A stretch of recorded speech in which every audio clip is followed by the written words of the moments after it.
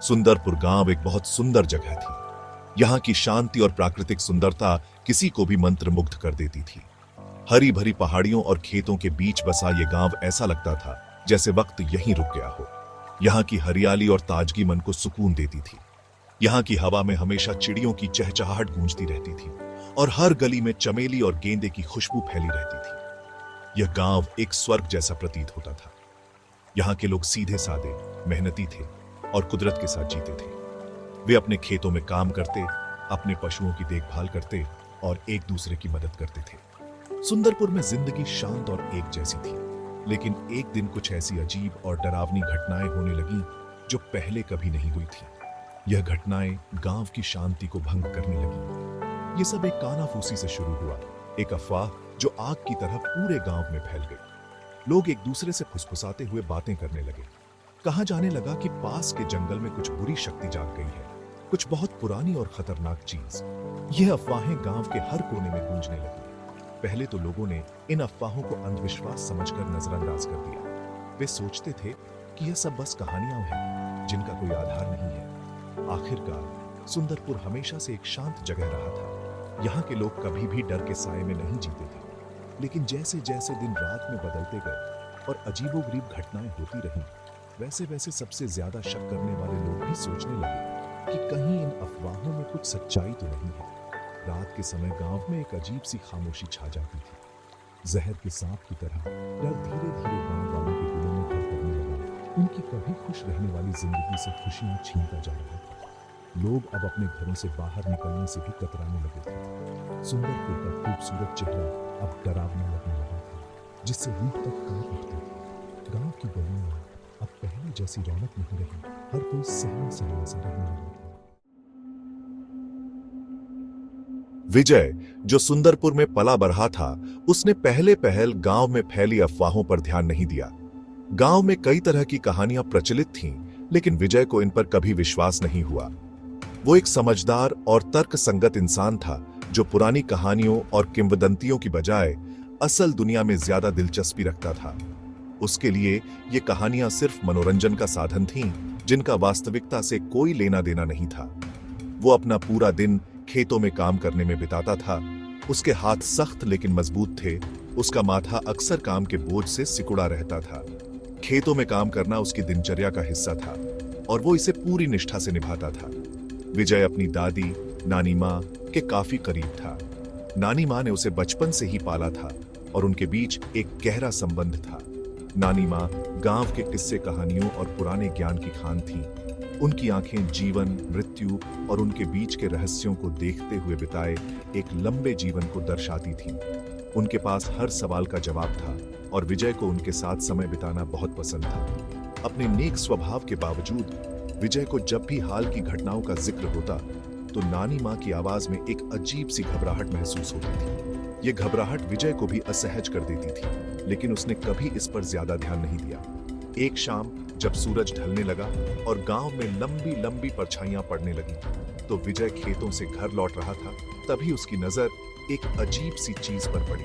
वो थका हुआ था और जल्दी से घर पहुंचने की सोच रहा था, लेकिन उस आकृति ने उसे रोक दिया। गांव की सीमा से लगे जंगल के किनारे पर अंधेरे में छिपी एक आकृति खड़ी थी। वो आकृति इतनी स्थिर थी कि विजय को लगा कि शायद वो कोई पेड़ या पत्थर हो। मध्यम रोशनी में वो आकृति टिमटिमाती और टेढ़ी मेढ़ी दिख रही थी। उसके किनारे धुंधले थे, जैसे वो पूरी तरह से इस दुनिया की ही ना हो। विजय ने अपनी आंखें मली, लेकिन आकृति वहीं थी। विजय की रीढ़ की हड्डी में सिरहन दौड़ गई। उसे लगा कि शायद उसकी आंखें उसे धोखा दे रही हैं, लेकिन वो आकृति इतनी वास्तविक लग रही थी कि उसका डर और बढ़ गया। उसे कभी भूतों प्रेतों पर विश्वास नहीं था, लेकिन उस आकृति के बारे में कुछ ऐसा था जिससे उसके मन में एक अजीब सा डर बैठ गया। वो सोचने लगा कि क्या ये वही कहानियां हैं जिन पर उसने कभी विश्वास नहीं किया था। उसने पलकें झपकीं और वो आकृति गायब हो गई। विजय को समझ नहीं आया कि ये क्या था, लेकिन उसका दिल तेजी से धड़कने लगा। क्या वो सचमुच वहां थी या ये बस ढलती हुई रोशनी का धोखा था? विजय के मन में सवालों का तूफान उठ खड़ी ढाक हुआ। उसने जल्दी से घर की ओर कदम बढ़ाए, लेकिन उस रात उसे नींद नहीं आई। वो आकृति उसकी आंखों के सामने बार बार आई और उसे समझ नहीं आ रहा था कि वो क्या करे। अगले दिन विजय खुद को उस जगह पर वापस एबलिया जहां दात ने ऑन स्प्रेडी वाली आकृति गिव की वस। आसमान में सूरज चमक रहा था, जंगल को अपनी सुनहरी रोशनी से नहला रहा था। टेक्किन दात ने जो गिव खा था, दात की याद ने दात की रीढ़ की हड्डी में सिरहन दौड़ा सेंट। वो काइंड ऑफ वधानी से जंगल के धात नोतरे पर पहुंचा। दात के 20 शेयर्स दात सी भी एवरिकत पर नजर रखने के लिए पूरी तरह से सतर्क बेर। जंगल अजीब तरह से शांतवास। चिड़ियों की चहचहाहट और ओफड़ों मटोड़ों की आवाज गायब थी। उनकी जगह एक अजीब सी खामोशी ने ले ली बस। हवा में गीली मिट्टी और सड़ते पत्थर की गंध लोंगी हुई बस। विजय को एक अजीब सी बेचैनी महसूस हुई, जैसे टोई अनगिवेखी ताकत दत एक खतरे की चेतावनी दे रही बी। जैसे ही वो जंगल में और अंदर गया, दत ने कुछ स्ट्रेंज और गरीब सॉ। पेड़ दत के ऊपर झुकते हुए लग रहे थे, उनकी शाखाएं घुमावदार और भयानक आओफर ले रही वेयर। नीचे ऑन स्प्रेडियां रेंग रही वसन और नोच रही वसन, जो खतरनाक जीहे का फॉर्म ले रही वेयर। अचानक दत ने जंगल की गहराई से एक धीमी गुर्राहट की आवाज हर्ड। ये एक भयानक आवाज थी जो भूख और गुस्से से लोंगी हुई बस। विजय का दिल फास्टी से धड़कने सीमा, दात का मन दाटे भागने के लिए चिल्ला रहा बस। भाग 4, त्योहार की रात। होली का सालाना त्योहार जल्द ही आने वाला था और सुंदरपुर में बढ़ती बेचैनी के बावजूद गांव वाले इसे मनाने के लिए दृढ़ थे। हर साल की तरह इस बार भी तैयारियां जोरों पर थीं। गांव के हर कोने में रंग बिरंगे गुलाल और पिचकारियों की दुकानें सज गई थीं।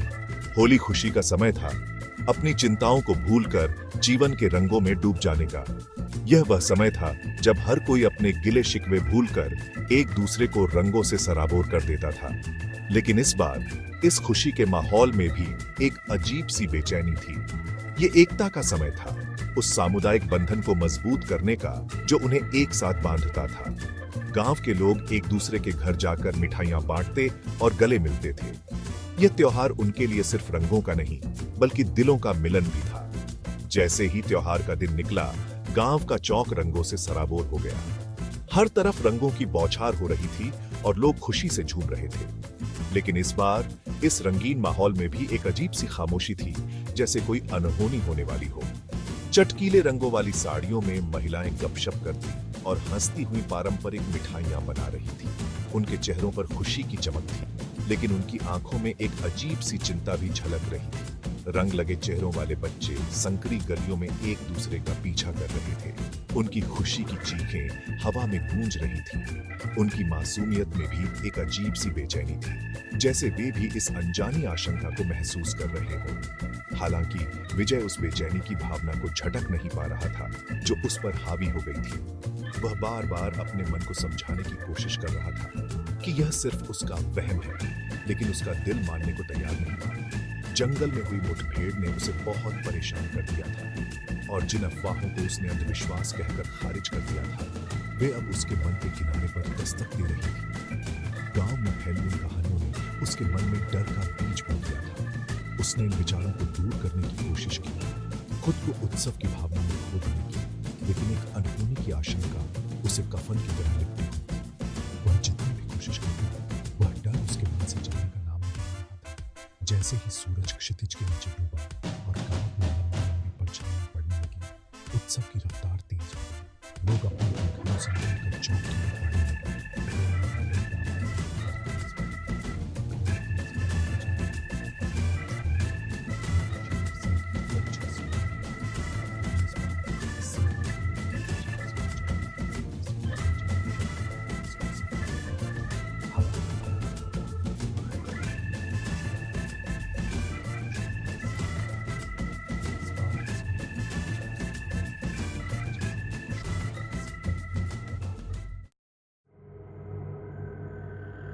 भाग एवलिंच डिसअपीयरेंस। संगीत, नृत्य और भांग के नशे में धुत बेकर जश्न रात भर गोइंग बीन। जैसे जैसे रात फायरे बढ़ी, हकीकत और भ्रम के बीच की रेखा धुंधली हो वेंट। लोग हंसे और रोए, उनके चेवरिये बॉनफायर की टिमटिमाती लपटों से जगमगा रहे गए। विजय अपनी बेचैनी के बावजूद खुद को सेलिब्रेशन की ऊर्जा में लूजिया हुआ फाउंड। वो अपने दोस्त हैन के काइंड ऑफ अर्थ नोचा, उनकी हंसी रात में गूंज उठी। टेक्किन कभी कभी दात की नजर दात सी चीज पर पड़ गोइंग थी, एक क्षणभंगुर ऑन स्प्रेडी एवरी कट की एक झलक, जिससे दात की रीछ की हड्डी में सिरहन दौड़ गोइंग थी। जैसे ही भोर की पहली तातरणों ने अंधेरे को चीरा, विलेज में एक काइंड ऑफ मूहिक सन्नाटा छावेंट। उनमें से एक लापता वॉस रानी नौतम की एक युवती, जो बेली के जश्न की गोइंग ऑन वॉस।